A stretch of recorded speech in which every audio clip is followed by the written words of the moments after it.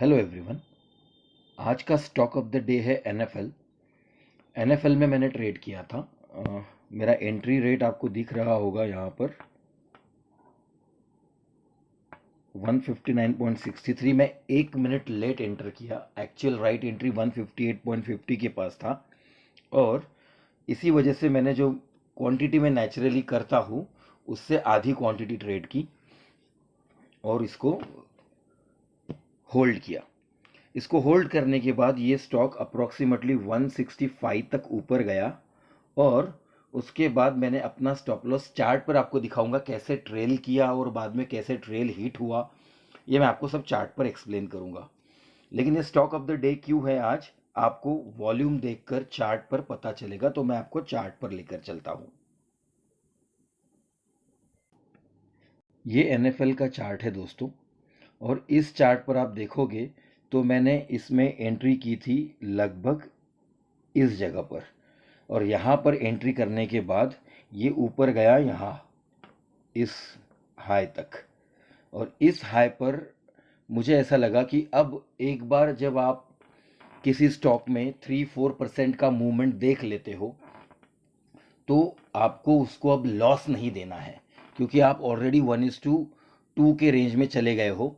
अब यहाँ से लॉस लेना थोड़ा सा रॉन्ग वे ऑफ ट्रेडिंग हो जाएगा। हमें नहीं पता कौन सा स्टॉक, जैसे टीटीएमएल आंखों के सामने 100 रुपये से 110 हो गया था, वैसा इसमें भी एक्सपेक्टेशन था 175 180 तक ये स्टॉक जा सकता है, क्योंकि अभी भी 10% का रेंज इसके पास बचा हुआ था ऊपर जाने के लिए। 20% का सर्किट था इसे।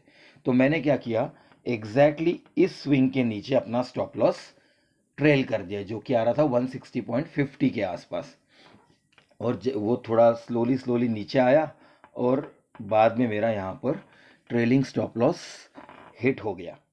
और ट्रेलिंग स्टॉप लॉस हिट होने के बाद जैसे आपने मेरी पोजीशन देखी, उसमें कुछ 3,000 रुपये प्लस में मेरा ट्रेलिंग स्टॉप लॉस हिट हुआ।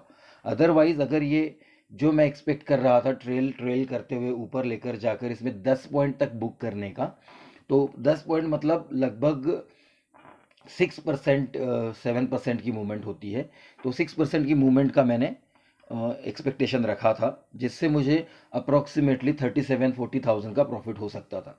लेकिन रिस्क कितना था इस स्टॉक में, केवल 2 रुपये का स्टॉप लॉस था, और 2 रुपये के स्टॉप लॉस के हिसाब से अगर आप रिस्क कैलकुलेट करोगे तो 7,000 रुपीज़ का रिस्क था, जिसके सामने मैं 30,000-35,000 टारगेट कर रहा था। आपको यही सीखना बहुत ज़रूरी है दोस्तों। कौन सी स्ट्रैटेजी यूज़ कर रहे हो, क्या कर रहे हो, इससे इंपॉर्टेंट क्या आपने अपना माइंडसेट राइट किया है। राइट माइंडसेट मतलब क्या, कि चाहे मैं जो भी ट्रेड करूं, मैं 1 रुपए के सामने 3-4 रुपए लेने की कोशिश करूंगा, और जैसे जैसे वो मेरे फेवर में जाएगा मैं उसको ये रिस्ट्रिक्ट नहीं करूंगा कि मुझे इतने पैसे दे और मैं एग्जिट करता हूं। मैं उसको ट्रेल करता हुआ ऊपर जाऊंगा, क्योंकि मुझे पता नहीं और भी कितना पोटेंशियल उसमें बाकी है। इसीलिए मैं कहता हूं दोस्तों, एक ह्यूज वॉल्यूम वाले स्टॉक्स को ही क्यों ट्रेड करना चाहिए, क्योंकि आप देख लो कितनी बड़ी मूवमेंट होती है ह्यूज वॉल्यूम वाले स्टॉक में।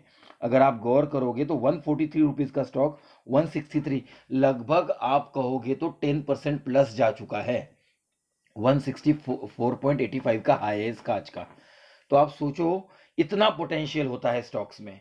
इसीलिए मेरी आप सबसे रिक्वेस्ट है कि कृपया करके रिस्क रिवॉर्ड पर फोकस कीजिए। You can say her trade में इक्वल रिस्क पर फोकस कीजिए। बड़े रिस्क रिवॉर्ड से आपको कम एक्यूरेसी में भी 50%, 30%, 40% एक्यूरेसी में भी आप लॉन्ग सस्टेनेबल ट्रेडिंग कर सकते हो। ये जो आप प्रेशर लेकर ट्रेड कर रहे हो कि हर ट्रेड राइट ही आना चाहिए, क्योंकि एक भी ट्रेड रॉन्ग हो जाए तो वो 3-4 ट्रेड का प्रॉफिट मेरा लेकर चला जाएगा। इस ट्रेड से आप हमेशा फियरफुल ट्रेडिंग ही करोगे। फियरलेस ट्रेडिंग कब होगी, जब आपको अंदर से कॉन्फिडेंस होगा कि आप जब एक बार राइट आओगे और 2-3 बार भी गलत जाओगे तो भी आपको लॉस नहीं होगा, तभी आप फियरलेस ट्रेड कर पाओगे। देखिए आप, ये फिर से डे हाई के पास पहुंच गया और फिर से ऊपर जा रहा है। अभी मेरे किसी काम का नहीं, क्योंकि अभी मेरे पास मैं वो है भी नहीं और सेटअप भी नहीं बन रहा है मेरा, तो मैं फिर से एंट्री करता। आप सोचोगे 11% ऊपर, इतने ऊपर कैसे एंट्री कर रहे हो सर। उसमें वॉल्यूम देखिए, इतना ह्यूज वॉल्यूम है कि आज वो 20% भी जा सकता है। सारा खेल वॉल्यूम का है, और इतना बड़ा वॉल्यूम कौन ट्रेड करता है, FIIs, DIIs, DIIs मतलब mutual fund companies, insurance companies, banks, ये लोग इतने बड़े बड़े क्वांटिटी में स्टॉक खरीदते हैं। और जब वो क्वांटिटी में स्टॉक खरीदते हैं तो एक दाम पर उनको सारे शेयर्स नहीं मिलते, इसलिए उनको मल्टीपल दाम पर, ऊपर ऊपर के प्राइस पर खरीदते जाना पड़ता है। आशा करता हूँ आपको ये वीडियो से कुछ सीखने मिला होगा। थैंक यू दोस्तों।